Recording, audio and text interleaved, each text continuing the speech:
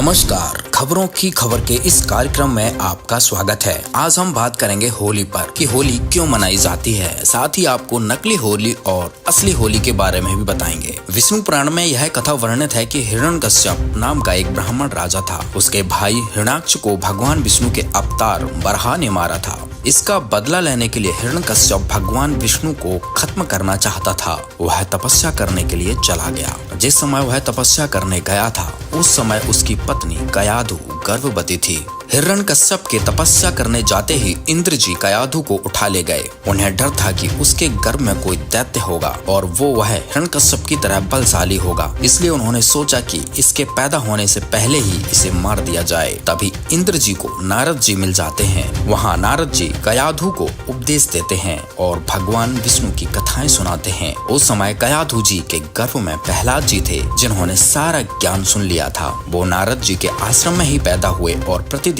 ज्ञान सुनते रहे। करीब 6-7 वर्ष की आयु तक वे वहीं हरि कथा सुनते रहे, जिसके कारण उनके अंतर मन में भगवान की ही भक्ति चलती रहती थी। बाल अवस्था में ही यानी 6-7 साल की आयु में प्रहलाद की माता कयाधु के साथ अपने राजमहल में आए। जब हिरण्यकश्यप ने अपनी तपस्या पूरी कर ली थी और वह वापस अपने राजमहल में लौट आया था, हिरण्यकश्यप ने ब्रह्मा जी से ऐसे ऐसे वरदान मांगे कि जिससे वो अमर हो सके, और इसी भूल में वो अपने आप को भगवान समझने लगा और भगवान को दुश्मन समझने लगा। लेकिन प्रहलाद भगवान के परम भक्त थे।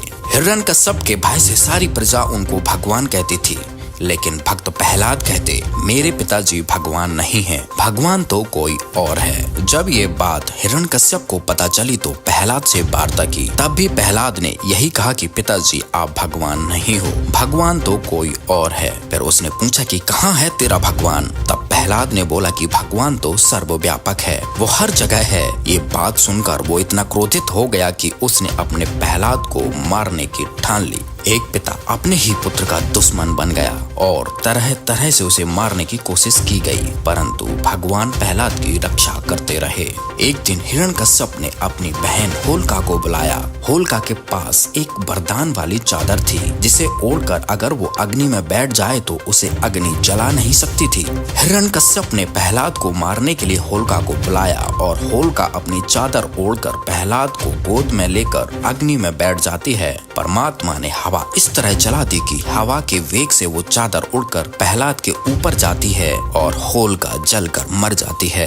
राक्षसी होलिका के जलकर मरने के बाद से होलिका दहन की प्रक्रिया हर वर्ष मनाई जाती है। तब से लोग लकड़ियां इकट्ठी करके होलिका दहन करते हैं। इसे धर्म की जीत के रूप में मनाया जाता है, ऐसा लोगों का मानना है। लेकिन इस तरह की क्रियाओं का पूजा के तौर पर करने का जिक्र अपने शास्त्रों में नहीं है। आप खुद सोचिए, भगवान ने भक्त की रक्षा की तो यह भक्ति और भगवान को याद करने का दिन होना चाहिए था, जो कि अब हुड़दंग में बदल गया है।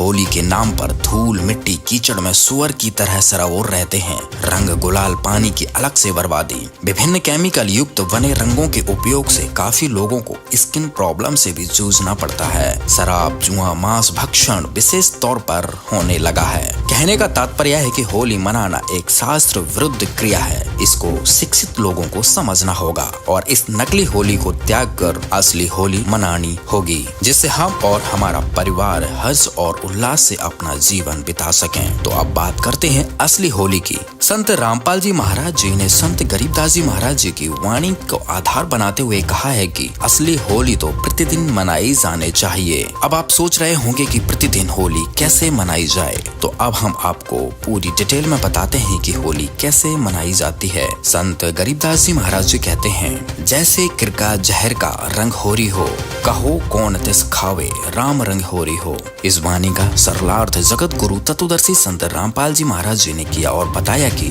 होली मतलब खुशी मनाना, और होली खेलने है तो राम के रंग की होली खेलो और प्रतिदिन खुशी मनाओ। परमात्मा की भक्ति करने से जो खुशी मिलती है वो इस नकली होली से नहीं मिल सकती, जिसमें लाल पीले मुंह करके एक दूसरे पर रंग डालते हैं। ये होली तो वर्ष में एक बार मनाई जाती है, पर राम के रंग की होली प्रतिदिन मनाई जाती है। उनका कहना है कि तुम एक दिन की खुशी मनाते हो और सारा दिन जहर खाते हो। दूसरों का बुरा सोचना, बुरी नीयत रखना, रिश्वत लेना, मिलावट करना, ये जहर खा रहे हो। और होली मनाने की सोचते हो, खुशी की आशा करते हो, ऐसे आपके घर में होली यानी खुशी नहीं हो सकती। होली कैसे होगी अर्थात खुशी कैसे होगी? जिसको ये पता लग गया कि बुरी नियत रखना, धोखा करना आदि जहर है, फिर वो उस जहर को नहीं खाएगा। और फिर देखना इस परमात्मा की तरफ से आपको कितनी होली यानी खुशी मिलेगी।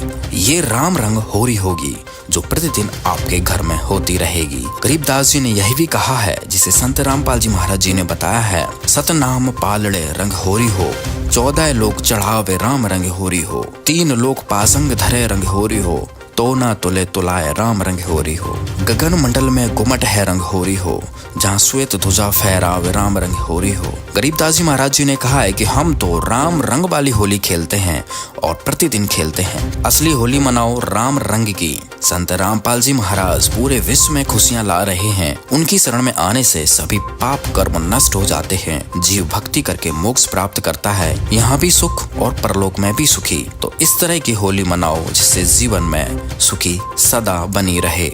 उम्मीद है आज की हमारी ये पेशकश आपको पसंद आई होगी। फिर मिलेंगे अगले विषय के साथ। धन्यवाद।